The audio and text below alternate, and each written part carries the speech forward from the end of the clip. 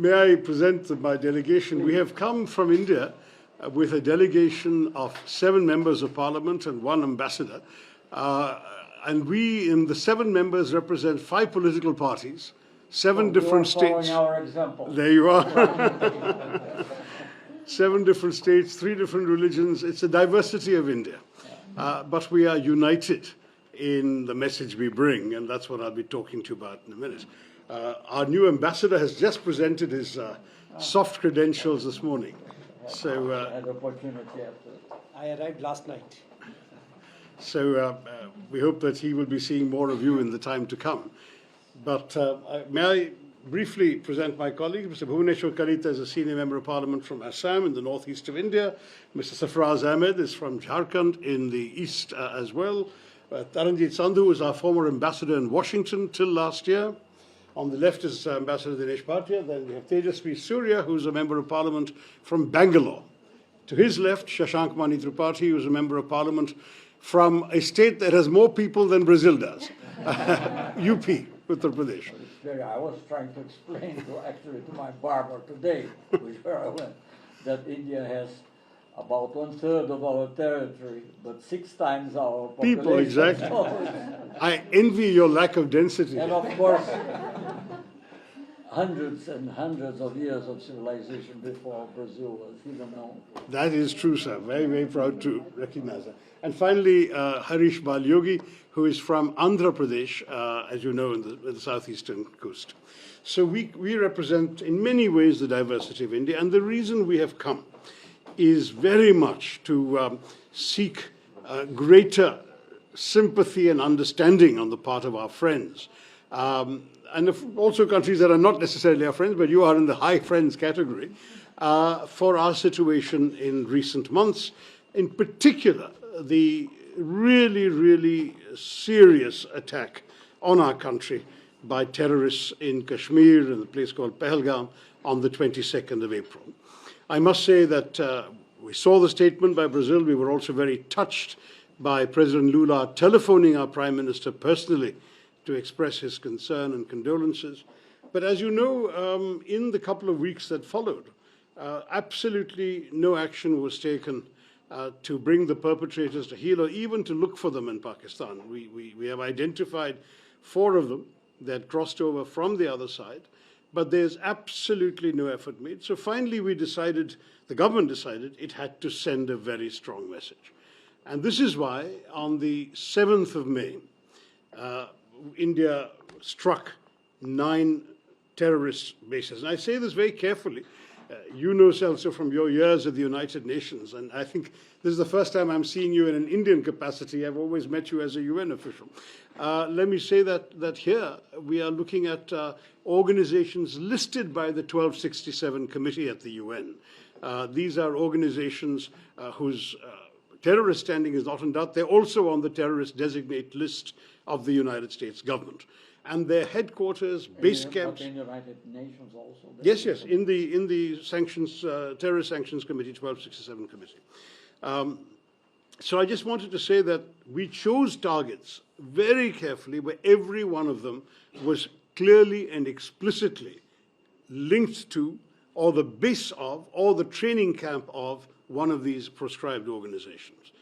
Second, we took great care to do so at night, 1:05 to 1:30 in the morning, to minimize any risk of collateral damage, civilians and so on. Normal life was, everyone should be asleep at that time. And then we also explicitly avoided any Pakistani government target, any civilian target, and any military target. So the whole idea was to signal we are not trying to start a war, we are just conducting retribution for an act of terror, which was a really vile act. 26 people killed. They singled out the men on the basis of their religion. They shot them dead in front of their wives and children. It was really horrendous. And it was meant, of course, to do the maximum possible damage to India, to disrupt the Kashmiri economy, which was booming, to end the prospects of tourism flourishing in Kashmir. Tourism had gone up by 100% in the preceding 12 months, to also perhaps create a communal backlash in India, because these people said, you know, are you Hindu? Bang. can you recite the first verse of the Quran? Then we'd spare you. And in fact, they spared one man because he could recite. And this was clearly intended to send the message, it is our religion that is killing you. And so the hope was that there would be a backlash back in India. And the Indian people, thank God, had the maturity to stay united. No Absolutely. Nothing like that. There were heightened tensions for maybe 24 hours, some minor incidents in university campuses and so on, but thereafter the whole country rallied behind. And in fact, once the operation started, you would be so impressed to see the strength of opinion of all sections. And in fact, I'm proud to say that every one of our parliamentary delegations going around the world has this diversity of religion I mentioned. Mr. Sarfraz Ahmed is from the Muslim community, is strongly, solidly with us. We've had others leading voices from the Muslim community. And of course, the Kashmiri people, the Kashmiri chief minister, who was elected in an election with a 64% turnout quite recently. He has been really exemplary in speaking up for India and against this hateful terrorism. But you see, Celso, you understand these phenomena so well. I don't want to preach to somebody as knowledgeable as you are. But this is a particularly troubling matter because it is about the use of terrorism as an instrument of state policy. You know, when we struck those terror bases on the 7th, as I said, every one of those bases identified linked to terror. Next morning, there is a funeral at one of the sites, conducted by a person who's also named in the committee, Hafiz Abdul Rauf, who's an elite figure named in the United Nations Sanctions Committee. He is conducting the funeral, and look who's attending. Uniformed officers of the police and military of Pakistan. These are all military officers, and they're a couple of police people, senior officials. This is what is going on in Pakistan. This organization, the LET, has created this front called the Resistance Front, so-called. We have been reporting about the Resistance Front to the UN Sanctions Committee time after time. 3 times we've already given details. They claimed credit for the terrorist killings. The next day they repeated that claim. And then when people realized the gravity of it, their handlers in Pakistan got them to delete the claim. But the claim is on record for a full 24 hours. And what is deeply disquieting is when India encouraged our friends on the Security Council to mention the Resistance Front in the press statement that the Security Council issued, the Pakistan government, I'm sorry to say with the support of your friends in China, took out the name. So there is not even a reference to the organization. I have many friends. Yes, of course, and we are also your friends. But we are not on the council. These guys are, and neither are you these days, which is our loss. We have to change that situation, sir. Both of us should be on the council together on a more durable basis. But to come back to the story, so we conducted this. The Pakistanis were told very clearly, and the world was told, this is a retribution, not the beginning of a war. If you leave this alone, we will leave you alone.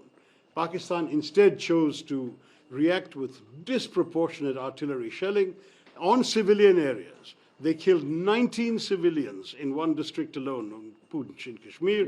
The Pakistani Army. This time official Pakistani army attacked us. They killed 19 civilians. They hit a Sikh temple, a Gurudwara. They hit a convent, the convent of the Carmelites of Mother Mary. They killed civilians in homes. They killed traffic on the streets. It was absolutely shocking. At that point, we also retaliated. There was no declaration of war, but we hit them back very hard. The day after that, they sent drones and missiles. Over 400 drones came across our border, and they fired missiles. I'm proud to say our air defenses proved equal to the task. We, in turn, on the night of the 9th, 10th of May, hit 11 Pakistani military targets. These were airfields of the Pakistani Air Force. It was when, more or less. Well, we to keep the calendar, this is more or less. So the whole thing is 88 hours. The entire conflict was 88 hours. Because once we hit these airfields, and there are satellite pictures, not just from us, but commercially available satellite pictures, showing craters in the main airfields of the Pakistan Air Force, after that they asked for peace. They said, let's stop firing. There was a call. You see, the hotline between the two Directors General of Military Operations is always open. So their Director General called ours in the morning of the 10th of May, afternoon at 3:30, a formal call was arranged. They proposed cessation of firing at 5 p.m. We agreed instantly. And I stress this agreed instantly point because our line had throughout been, we don't want a war. Our line had throughout been that we as India are focused on our growth and development. We have no wish to do anything but promote the prosperity and well-being of our people. We do not want to be distracted by conflict and terrorism and war. But you cannot think that you people can walk across your border and kill us and go away with impunity. So the message was, if they do that, there will be reprisals. There will be a price to pay. But thereafter, we are not interested in a conflict against the whole Pakistani nation and people with whom we have no quarrel. Now, what happened as soon as this was proposed was that we stopped, and though for a couple of hours there were some people on the other side who violated the agreement, it subsided very quickly, and now we have 3 weeks of pretty much calm on the border. So the story is to that degree, for the moment, over. It's a story of an 88-hour conflict.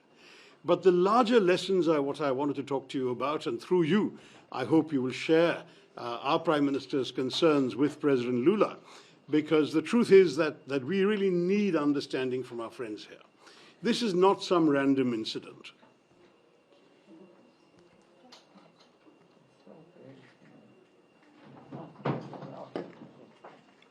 This is not some random incident, also. This is very, very seriously part of an organized effort by elements within Pakistan to systematically undermine the Indian state.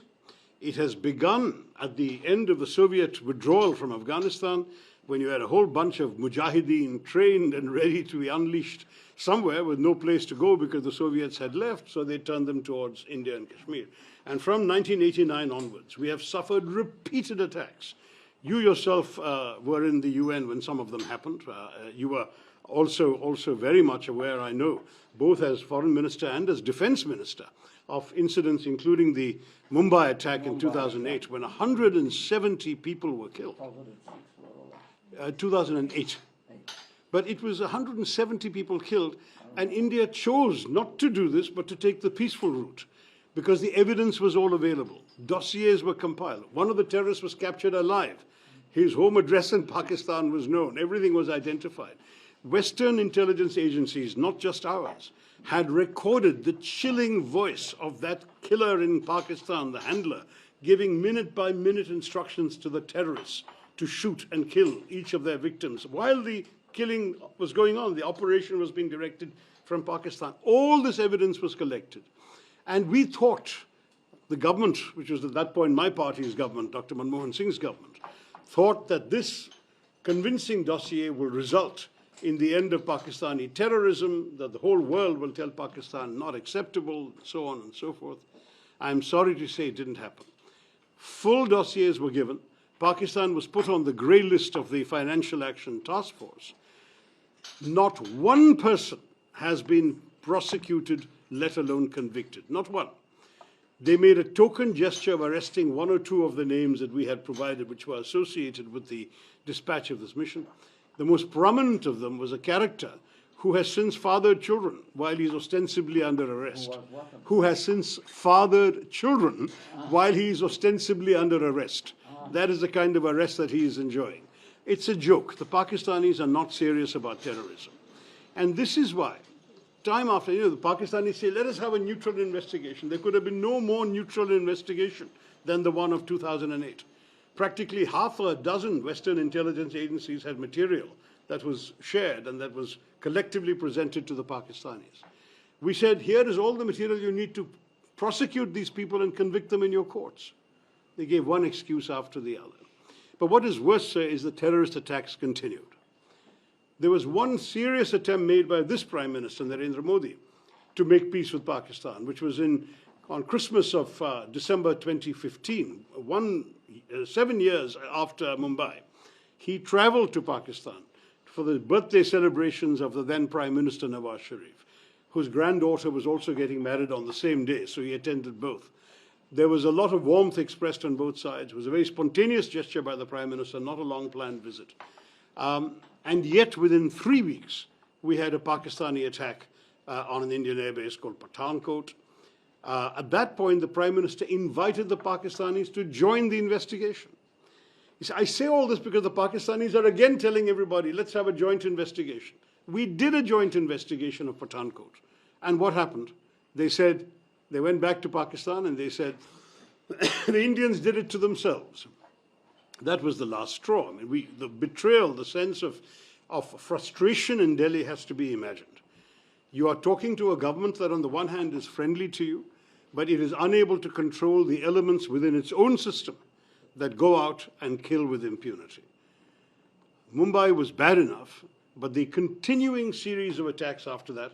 So after this 2015 betrayal, the government decided they would now no longer take this lying down. There would be public retaliation, and it would be physical, kinetic retaliation.